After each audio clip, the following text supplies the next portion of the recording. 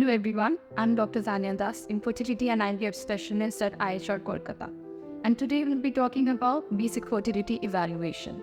So what we see is almost 85 to 90% of the couples do conceive within 1 year of trying to conceive. Thus 10 to 15% of those couples have difficulty in conceiving. So the first question arises is, when do we need to evaluate the couples? So there are three things that we can see we have to keep in mind. If the woman is less than 35 years of age and the couple is trying to conceive since past 1 year, having regular intercourse during the fertility window and still they have not conceived, then the couple needs to go for fertility evaluation. Now, if the woman is more than 35 years of age and the couple has been trying to conceive with regular intercourses during the fertility period for more than 6 months and yet have not conceived, they also need to go for fertility evaluation. And the third thing is, if you have already a known cause that could lead to infertility, like if you are in case of any ovarian cyst, if you know that you are suffering from endometriosis or PCOS or any kind of genetic or chromosomal abnormalities, you need to go for evaluation immediately when you are trying to plan for pregnancy. The second thing which we need to see is what should be evaluated. So what tests are to be done?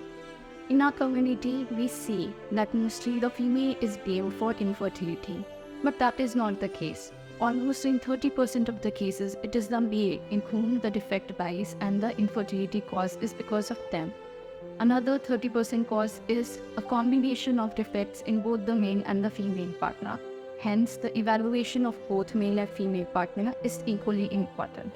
Now, the evaluation of the female partner is important, and what we see is, the first important thing we need to see is the uterus. So the uterus is evaluated by doing a vaginal sonography. In a vaginal sonography, we can evaluate the size of the uterus, we can evaluate the lining of the uterus, and we can also see if there's any abnormality like fibroid or endometriosis, adenomyosis associated or not. Secondly, when we need to evaluate the uterus, we can also do hysterosalpingogram.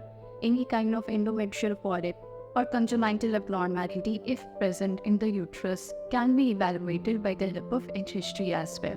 Now, if we see that there's some kind of congenital abnormality in a vaginal sonography or HHG, we can further evaluate it by doing a 3D TVS or an MRI, which can diagnose the condition if there's presence of any uterine abnormalities. The second thing which we need to evaluate in the female is the egg reserve.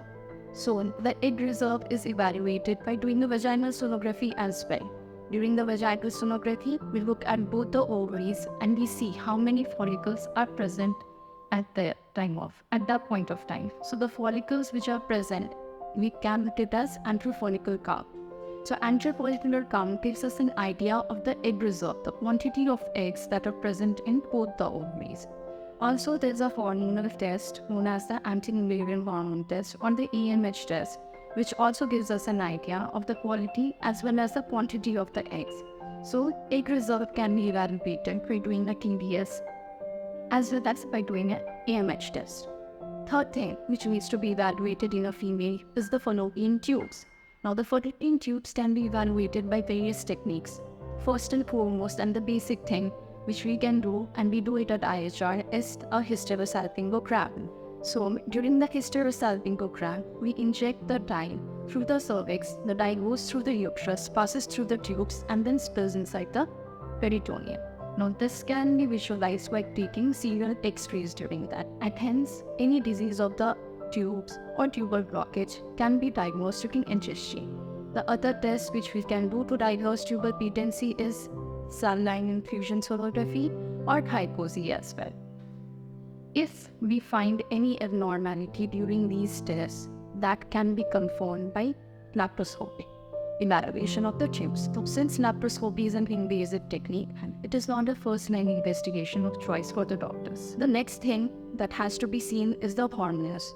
The hormones, that is the FSH, LH, estrogen, progesterone, the thyroid profile and the prolactin levels. have to be seen in the female to know the basic status of these hormones in our body. Also, the viral markers like HIV, HBsAg for the hepatitis B, and HCV for hepatitis B and for syphilis, that has to be done on a general basis to know the serological profile as well as the viral status of the female partner. Now, this serological test is also to be done in the male partner. But there are some special tests which we can do in the female partner. Now, if we diagnose any kind of abnormality during these tests, we might do a genetic screening or a karyotyping to know if there is any chromosomal abnormalities. Now, these chromosomal abnormalities, we check for these only in special cases, like if you're having repeated pregnancy failures, if you're having repeated implantation failures, or if you have any known cause of genetic conditions which has been known previously but has not been diagnosed. We can do a karyotype and we can know if there's any congenital or chromosomal abnormality present or not. Coming to the evaluation of the male partner, the first and foremost and the most important thing is the semen analysis. In the semen analysis, we check for 3 basic parameters in the sperm.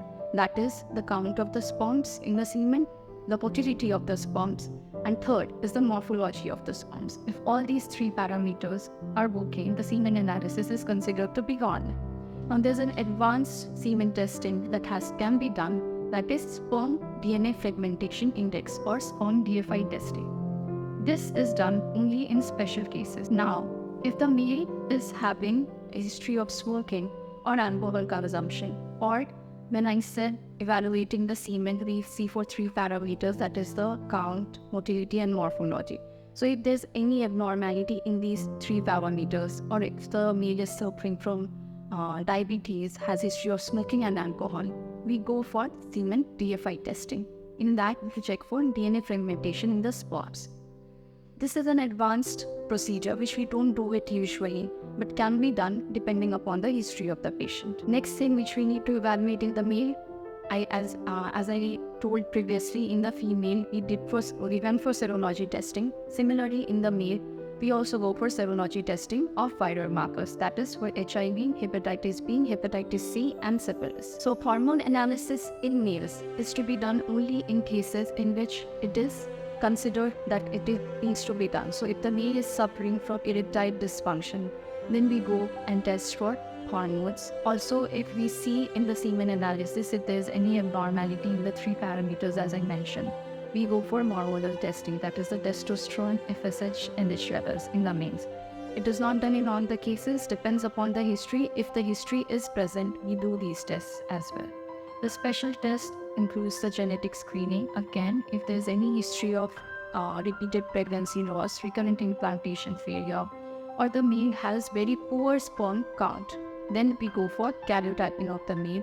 Also, if any poor parameters of the sperms are seen during the semen analysis, we also go for Y chromosome microdeletion test. Now, these tests are advanced tests and is not done in all the cases. Depending upon the history, we do these tests only in few males if the condition is there to do these tests. So, the basic evaluation is mainly the egg reserve in females, the tubal test, the condition of the uterus, and the semen analysis. These 4 tests gives us an idea of where the problem lies and what can be done to help the patient. So that will be all for today. We'll be back again with a new topic regarding fertility and the procedures we do at IHR. For more information, visit our website or contact on the details given below, or you can directly visit us at our center and book an appointment with us. Thank you.